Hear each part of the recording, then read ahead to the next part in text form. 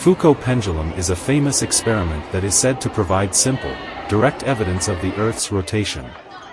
Introduced by Léon Foucault in 1851, he claimed that the oscillating rotational motion was evidence of the Earth's rotation.